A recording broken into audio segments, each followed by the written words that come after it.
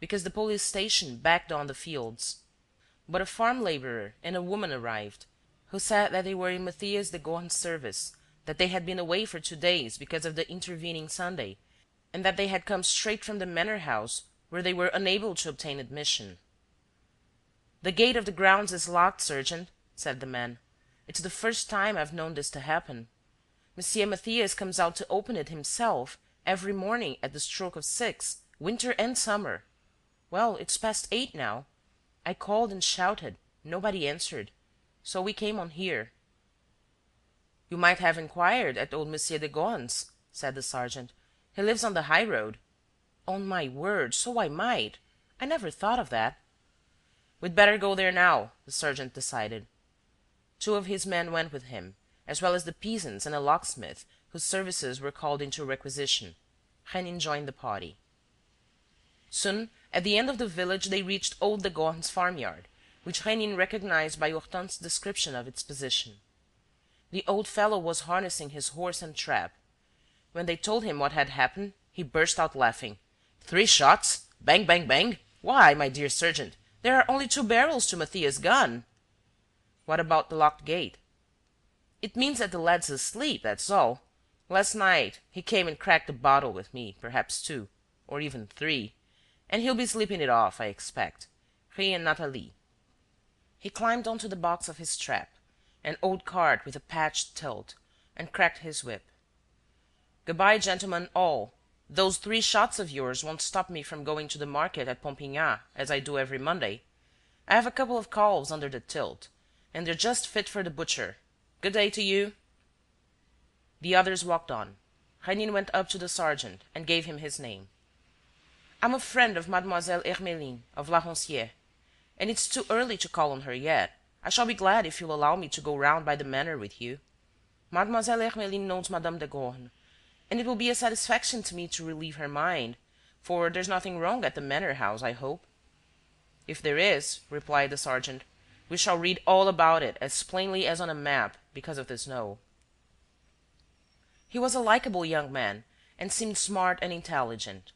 From the very first, he had shown great acuteness in observing the tracks which Mathias had left behind him the evening before on returning home, tracks which soon became confused with the footprints made in going and coming by the farm labourer and the woman.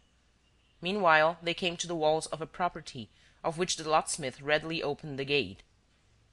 From here onward, a single trail appeared upon the spotless snow, that of Mathias. And it was easy to perceive that the son must have shared largely in the father's libations, as the line of footprints described sudden curves which made it swerve right up to the trees of the avenue. 200 yards farther stood the dilapidated 2-storied building of the Manoir au Puits. The principal door was open. "Let's go in," said the sergeant. And, the moment he had crossed the threshold, he muttered, "Oh, old de Gorne made a mistake in not coming. They've been fighting in here." The big room was in disorder. 2 shattered chairs, the overturned table, and much broken glass and china bore witness to the violence of the struggle. The tall clock, lying on the ground, had stopped at 20 past 11. With the farm girl showing them the way, they ran up to the first floor. Neither Mathias nor his wife was there. But the door of their bedroom had been broken down with a hammer which they discovered under the bed. Rénine and the sergeant went downstairs again. The living-room had a passage communicating with the kitchen, which lay at the back of the house and opened on a small yard fenced off from the orchard. At the end of this enclosure was a well, near which one was bound to pass. Now, from the door of the kitchen to the well, the snow, which was not very thick, had been pressed down to this side and that, as though a body had been dragged over it. And all around the well were tangled traces of trampling feet, showing that the struggle must have been resumed at this spot. The sergeant again discovered Mathias' footprints, together with others which were shapelier and lighter. These latter went straight into the orchard, by themselves, and 30 yards on, near the footprints, a revolver was picked up, and recognized by one of the peasants as resembling that which Jérôme Vignal had produced in the inn 2 days before. The sergeant examined the cylinder. 3 of the 7 bullets had been fired. And so the tragedy was little by little reconstructed in its main outlines. And the sergeant, who had ordered everybody to stand aside and not to step on the side of the footprints, came back to the well, leaned over, put a few questions to the farm girl, and going up to Rénine, whispered: "It all seems fairly clear to me." Rénine took his arm. "Let's speak out plainly, sergeant. I understand the business pretty well, for, as I told you, I know Mademoiselle Hermeline, who is a friend of Jérôme Vignal's and also knows Madame de Gorne. Do you suppose—" "I don't want to suppose anything. I simply declare that someone came there last night." "By which way? The only tracks of a person coming towards the manor are those of Monsieur de Gorne." "That's because the other person arrived before the snowfall, that is to say, before 9 o'clock." "Then he must have hidden in a corner of the living-room and waited for the return of Monsieur de Gorne, who came after the snow." "Just so. As soon as Matthias came in, the men went for him. There was a fight. Matthias made his escape through the kitchen. The men ran after him to the well and fired 3 revolver shots." "And where's the body?" "Down the well." Rénine protested: "Oh, I say, aren't you taking a lot for granted?" "Why, sir? The snow's there to tell the story. And the snow plainly says that, after the struggle, after the 3 shots, one man alone walked away and left the farm. One man only, and his footprints are not those of Matthias de Gorne. Then where can Matthias de Gorne be?" "But the well can be dragged?" "No. The well is practically bottomless.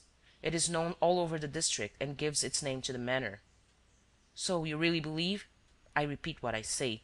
Before the snowfall, a single arrival, Matthias, and a single departure, the stranger." "And Madame de Gorne? Was she too killed and thrown down the well like her husband?" "No, carried off." "Carried off?" "Remember that her bedroom was broken down with a hammer." Come, sergeant. You yourself declared that there was only one departure, the stranger's." "Stoop down. Look at the man's footprints. See how they sink into the snow until they actually touch the ground. Those are the footprints of a man laden with a heavy burden. The stranger was carrying Madame de Gorne on his shoulder. Then there's an outlet this way?" "Yes, a little door of which Matthias de Gorne always had the key on him. The man must have taken it from him." "A way out into the open fields?" "Yes, a road which joins the departmental highway 3/4 of a mile from here. And do you know where?" "Where?" "At the corner of the chateau." "Jérôme Vignal's chateau?" "By Jove, this is beginning to look serious. If the trail leads to the chateau and stops there, we shall know where we stand." The trail did continue to the chateau, as they were able to perceive after following across the undulating fields on which the snow lay heaped in places. The approach to the main gates had been swept, but they saw that another trail, formed by the 2 wheels of a vehicle, was running in the opposite direction to the village. The sergeant rang the bell. The porter, who had also been sweeping the drive, came to the gates, with a broom in his hand. In answer to a question, the man said that Monsieur Vignal had gone away that morning before anyone else was up, and that he himself had harnessed the horse to the trap. "In that case," said Rénine, when they had moved away, "all we have to do is to follow the tracks of the wheels." "That will be no use," said the sergeant. "They have taken the railway." "At Pompignat station, where I came from? But they would have passed through the village." "They have gone just the other way, because it leads to the town, where the express trains stop. The procurator-general has an office in the town. I'll telephone. And, as there's no train before 11 o'clock, all that they need to do is to keep a watch at the station." "I think you're doing the right thing, sergeant," said Rénine, "and I congratulate you on the way in which you have carried out your investigation." They parted. Rénine went back to the inn in the village and sent a note to Hortense Daniel by hand. "My very dear friend, I seem to gather from your letter that, touched as always by anything that concerns the heart, you were anxious to protect the love affair of Jérôme and Nathalie. Now, there is every reason to suppose that these two, without consulting their fair protectress, have run away after throwing Matthias de Gorne down a well. Forgive me for not coming to see you. The whole thing is extremely obscure. And, if I were with you, I should not have the detachment of mind which is needed to think the case over." It was then 10:30. Rénine went for a walk into the country, with his hands clasped behind his back, and without vouchsafing a glance at the exquisite spectacle of the white meadows. He came back for lunch, still